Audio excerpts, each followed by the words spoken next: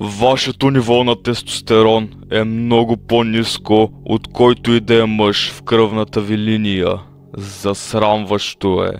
Истината е, че повечето мъже могат масово да увеличат нивото си на тестостерон, но повечето няма да го направят. Защо? В модерният свят ниският тестостерон се е превърнал в нещо нормално.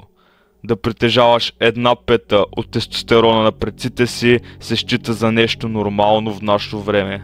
Помислете за момент. Притежавате засрамващо ниско ниво на тестостерон в сравнение с всеки друг мъж преди вас и все пак вие сте го приели.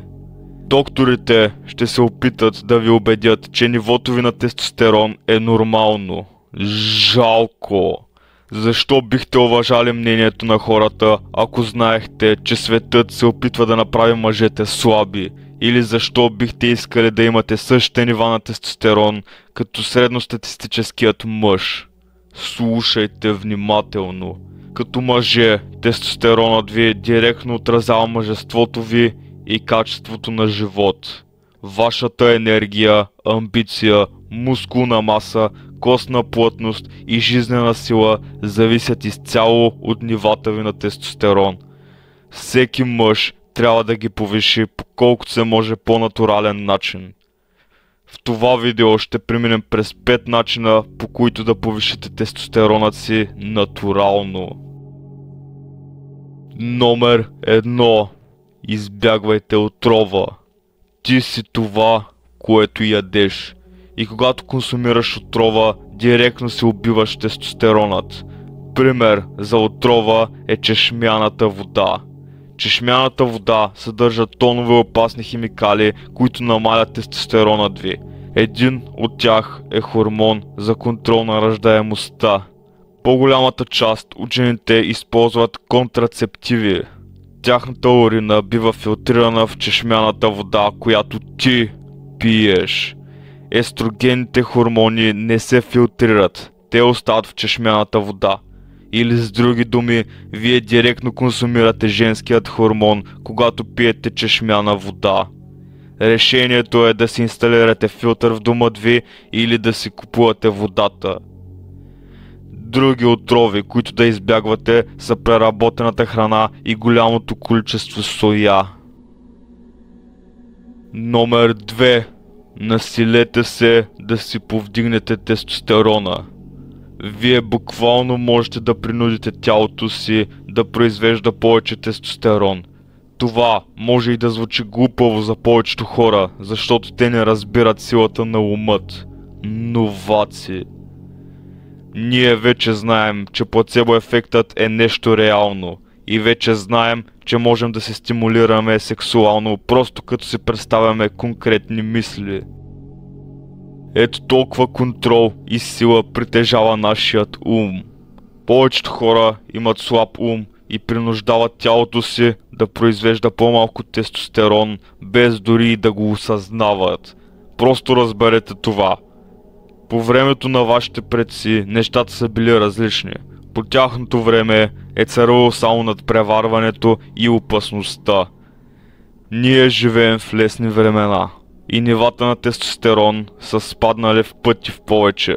Ако искате да се превърнете в истински мъж, трябва да се залъжете, че живеем в трудни времена и се изправяте пред същите опасности като вашите предци. Насилете повече тестостерон, просто като се самозалъгвате. Може и да звучи глупаво за повечето хора, но те не разбират способността на умът. Но пък е екстремно ефективно и дори учените не са успели да обяснят плацебо ефектът. Разбирате ли? Учените имат прости разбирания за човешкият ум. Повечето хора нямат контрол над собственият си ум и заради това тази стъпка може и да е по-трудна. Но когато се научите, ще разберете колко силен е наистина умът ви. Номер 3. Доминирайте. Най-голямото повишение на тестостерона се случва, когато се превърнете в звяр и доминирате. Разбирате ли? Проучванията показват, че побеждаването в надпревара директно води до масивно повишаване на нивата на тестостерон. докато загубването на надпревара ги намаля. Хората ще ти кажат просто да отидеш на фитнес и ще ти повдигне нивото на тестостерон. Слушайте ме внимателно.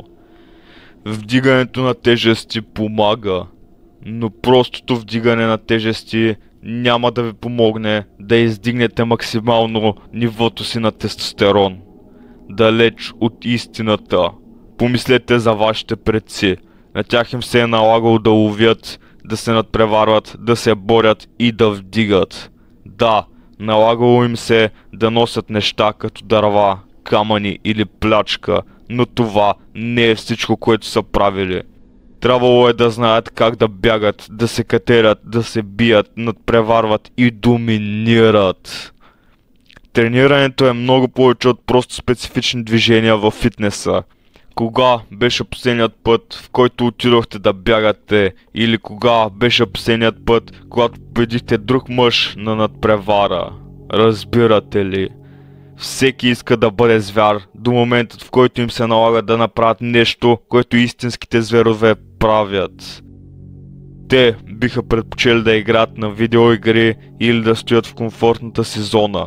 За много момчета комфортната им зона се е превърнала в фитнесът. Може и да изглеждате като звяр физически и да имате по-високо ниво на тестостерон от средностатистическият човек и все пак вашият прадядо е бил 2 пъти повече мъж от вас, без дори да е влизал в фитнесът. Той е притежавал повече сила в китката си и повече тестостерон от вас. Защо? Предците ви са се сблъсквали с повече незгоди от вас. Ние живеем във времена на комфорт, а комфортът е най-големият убиец на тестостерон. Като мъж, вие се нуждаете да изпитвате дневен дискомфорт. Трябва да се надпреварвате и да се изправите през страховете си. Накрая, вие се нуждаете да спечелите. Не дейте просто да се надпреварвате и да се изправяте през страховете си, просто за да бъдете победен. Проучванията показват, че спечелването на надпревара директно повдига нивата на тестостерон и за това вие трябва да доминирате. Номер 4. Страхотно възстановяване. Тялото ви произвежда най-много тестостерон докато спите и затова никога не подценявайте важността на сънят.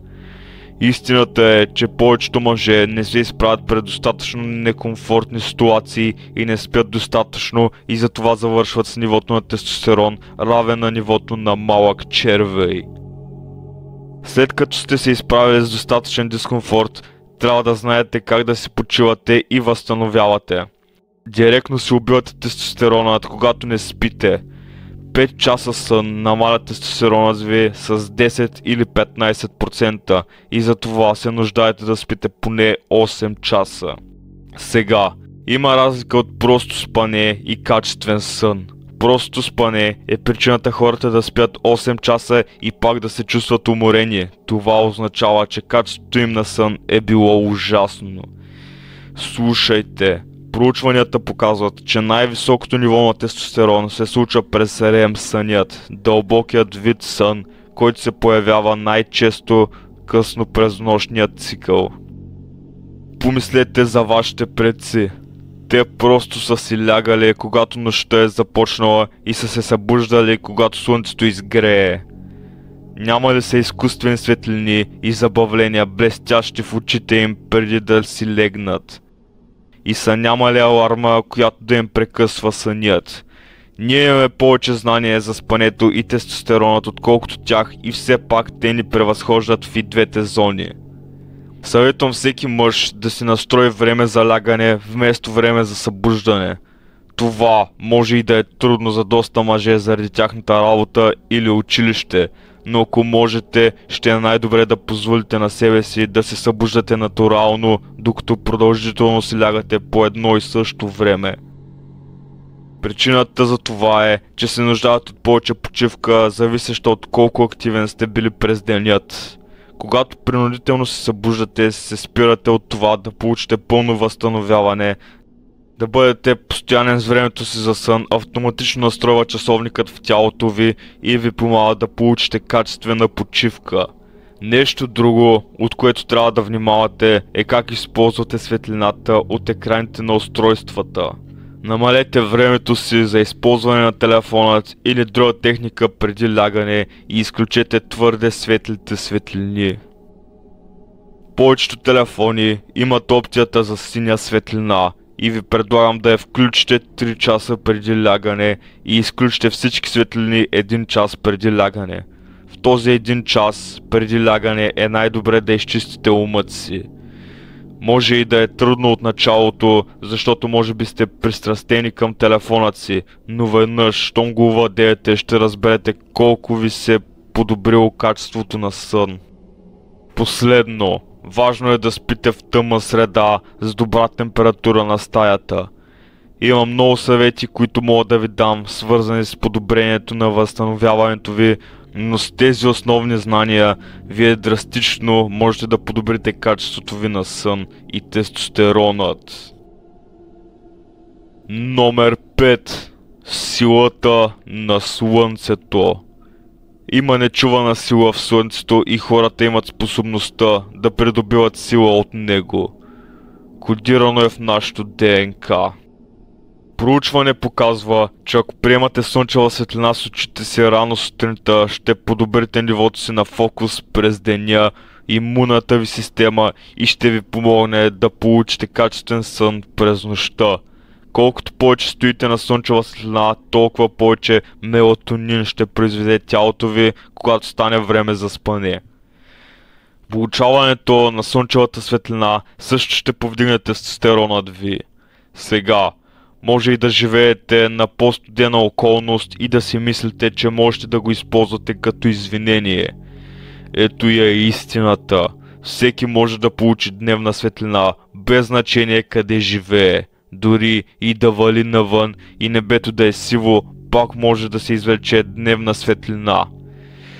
Няма оправдания за това. Всеки трябва да е способен поне да излезе навън, за да получи малко дневна светлина. Ако искате да оцелите 2 заека с 1 куршум, можете да излезете за малко кардио през деня или да тренирате в някой парк. От всички неща, които обсъдихме, получаването на дневна светлина е най-лесното нещо, което можете да направите. И все пак повечето мъже го пропускат често.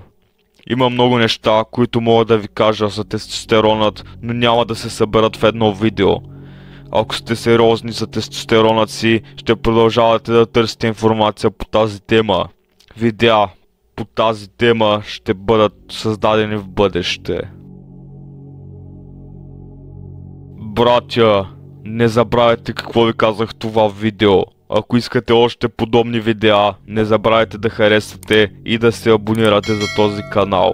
До следващият път.